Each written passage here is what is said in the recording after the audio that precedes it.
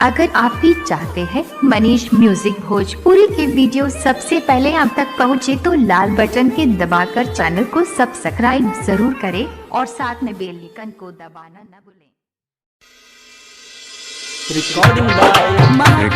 by Manish Music Bhojpuri। Manish video present mobile number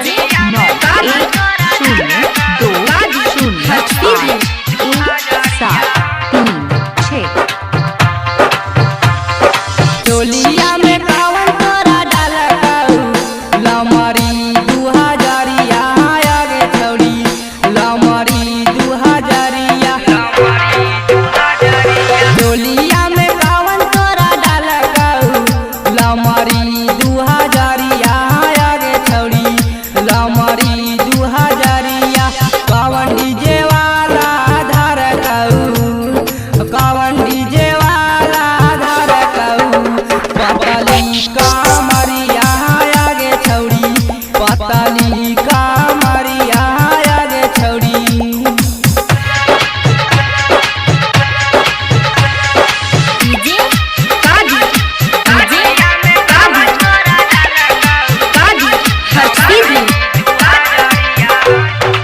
कावन तोरा काका कहे छौड़ी होठा के होठा लालिया आगे छौड़ी होठा के होठा लालिया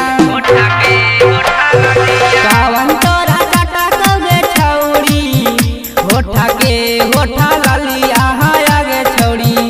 होठा के होठा लालिया कावन बरतिया देलकाऊ कावन बरतिया देलकाऊ काना के कानावलिया आगे छौड़ी काना के कानावलिया आगे छौड़ी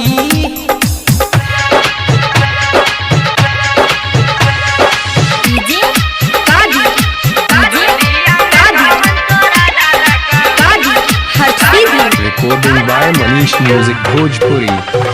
पूछा बतिया गे छौड़ी रजसवा दीवाना आगे छौड़ी मनीषवा दीवाना पूछा बतिया गे छौड़ी रजसवा दीवाना आगे छौड़ी